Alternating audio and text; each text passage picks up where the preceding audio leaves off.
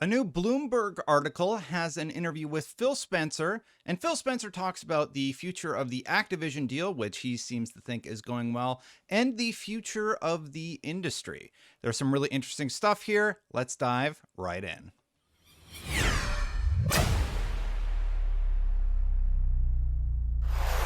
Thank you so much for watching, everybody. You know what Phil Spencer likes? He likes subscribing, hitting that subscribe button, hitting that bell. And then he knows when content goes live. He always hits that subscribe button. Thank you so much, Phil Spencer.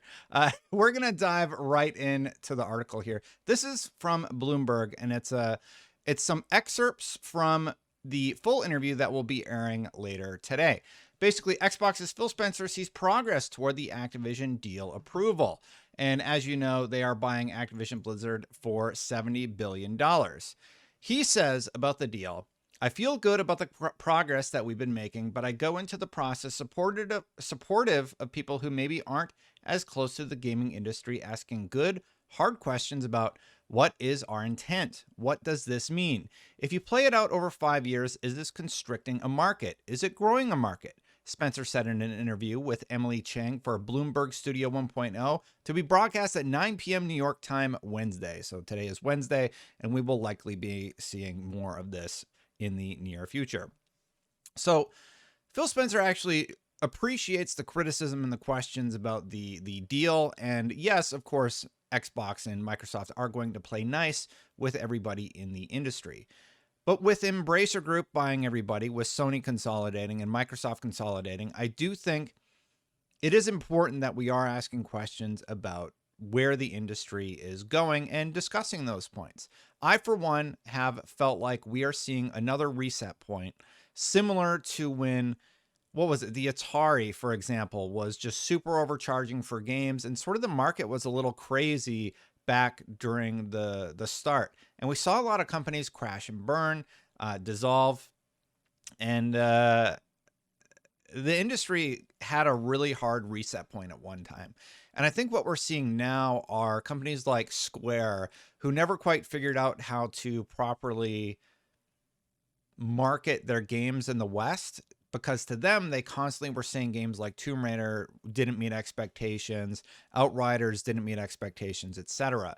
So we are seeing this consolidation, and I think in the long run, it's going to be a good thing, because we're going to see all these big companies sort of consolidate, and then the playing field will level out, and it'll allow new companies, as those super rich executives, spin off and create new things. We're already seeing that actually with BioWare. A lot, as an example, a lot of the team from BioWare who have left the company have gone on to create new startups, and they're making interesting things. They're trying new stuff in the industry, and I love seeing that. But let's get back to this Bloomberg interview. He goes on further to discuss what's going on with the Activision deal. I've never done a $70 billion deal, so I don't know what my confidence means, Spencer said. I will say the discussions we've been having seem positive. So if Microsoft gets approval to acquire the maker of video games like Call of Duty and Candy Crush, it will inherit the legacy of allegations that Activision underpaid women and allowed sexism and harassment to go unpunished. Activision has said it is trying to address the issues, and Spencer has said Microsoft examined Activision's plans to clean up its act before agreeing to the deal in January. He recertifies that, I believe they've committed to that, Spencer said during the interview. Well, I look at the work that they're doing now. There's always more that can be done, but I believe from the studio leaders there that I know very well, I think he's talking about who is it over there that was at Xbox? Matt Booty?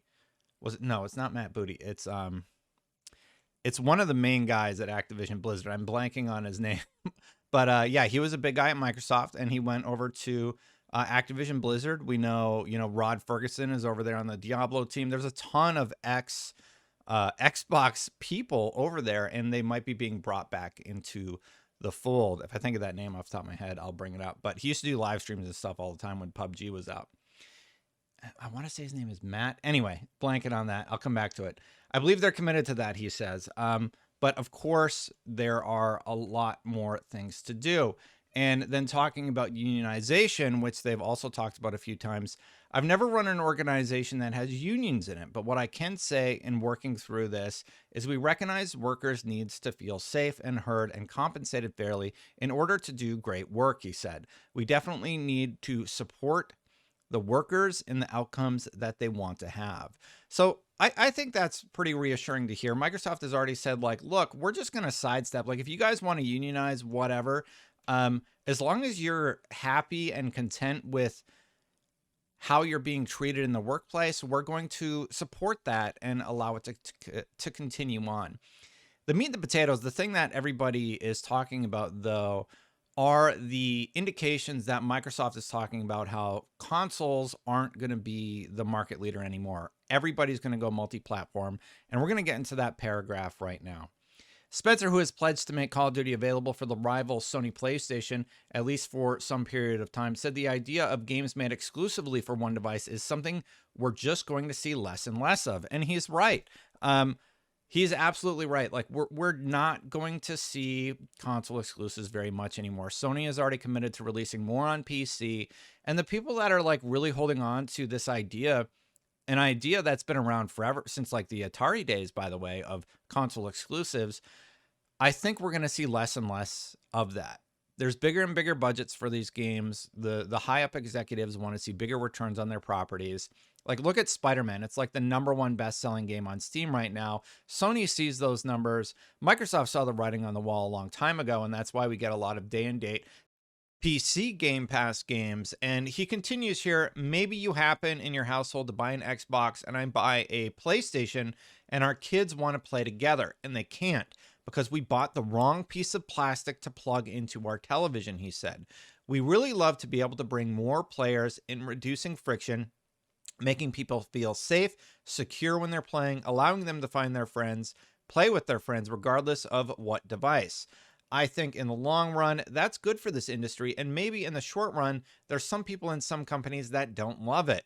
But I think as we get over the hump and see where this industry can continue to grow, it proves out to be true. So there's a lot to dive into there. Microsoft has made a large commitment to having stuff on the Xbox, PC, cloud, etc. Now, I know a lot of us out there are PC gamers. I'm probably a PC main for the most part. The way that I like to game is I'll play on PC if I'm at my desk, and if I want to chill, have a chill experience, just play for fun, or just relax, I'll play on the couch on a console. And I like having that accessibility. I love any game with cross save, like Destiny, for example, is great because you can just kind of play on whatever console you want. And it's one of the first games where you sort of see the potential of this world where the piece of plastic that you have doesn't really matter. And I believe Fortnite was the first game to really tear down those barriers. Maybe Rocket League when they accidentally activated it back in the day. But what Phil is talking about here is potentially that they're less concerned about having console exclusives for the near future. And the long and the short of it is, if Xbox can figure out a way to get PlayStation to adapt Game Pass in their ecosystem in some capacity, they're going to be able to make the revenue that they need to make on the Xbox side, and Sony's going to be able to get those Xbox games. Super longer term, I have to wonder if that means those Bethesda exclusives will eventually come to PlayStation because of some sort of deal that is worked out. I have to imagine initially PlayStation was very frustrated and hesitant to activate any sort of deal like that. The article continues. While Microsoft is focused on completing the Activision acquisition, Spencer said he remains on the hunt for more content, whether by investing in new games, partnerships, or further deals. Xbox wants to add content and creators in the regions of the globe where it's less strong. I'm always thinking about things that add to our capability, he said. Even though we've worked on our geographic expansion, I'd still say we have too many of our creators in places that are our traditional markets. And he's talking about expanding to other territories that perhaps wouldn't traditionally make games. Now, there have been a few industry reactions to this. Basically, let's talk about the analyst first. Matt Piscatella chimed in and he says, console exclusives are fading and have been for some time. Locking content to one piece of hardware just won't make financial sense in the future. And yes, even some manufacturers that remain focused on one device exclusively today will eventually shift. He's referencing, of course, Nintendo. Nintendo has always just developed their game for the Switch or whatever, but he sees longer term that actually shifting. Dom also commented on this article saying, Xbox's Phil Spencer is pleased with progress on Microsoft's Activision Blizzard deal. It's going to go through, y'all. M&A of this magnitude, especially in an industry like gaming, just takes time. Regulators aren't the fastest movers. Still expected to close this fiscal year, which would be by March 2023. And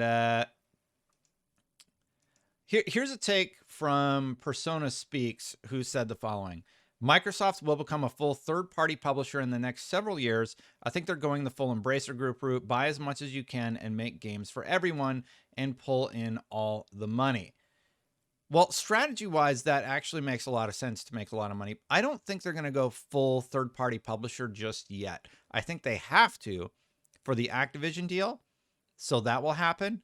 And Persona is like a big PlayStation fan, but I saw his point pop up in my feed. I follow game development and it popped up under game development. But anyway, I don't think they're going to necessarily release on the PlayStation platform except for Activision titles unless they can work out that deal. Now, if Sony and Xbox can work out that deal, I wonder if the inverse will be true. Will Spider-Man eventually come to Xbox? Will those Square Enix exclusives, Final Fantasy 16 or, the Final Fantasy 7 remake that everybody has been asking about eventually come to Xbox also? I don't think it's going to be a one-way street. I think the whole industry will potentially start moving around their games. But I do not think that's going to happen in the near future the way that Matt Piscatella and a lot of these people do. I think for the Activision deal it has to, but think about Nintendo. What is it going to take to have Nintendo release their games on PC? I just don't think that's their style, and I would be very surprised if we actually see that come to fruition. Anyway, those are my thoughts on the story. Thank you so much for watching, everybody. Let me know what you think about all this in the comments below. Hit that subscribe button. Hit that bell to know when this content goes live. Thank you so much for watching, everyone. Also, thank you to the members for supporting the channel. Rose, you know what? I'm going to fix your thing right now. Rose pointed out that I typed it wrong or something. Dakota, R-O-S-E. Boom, fixed. Thank you to the members. Hit that join button if you want to become a member and support this channel. I got to get out of here, but I'll see you for the next one. Bye for now, everybody.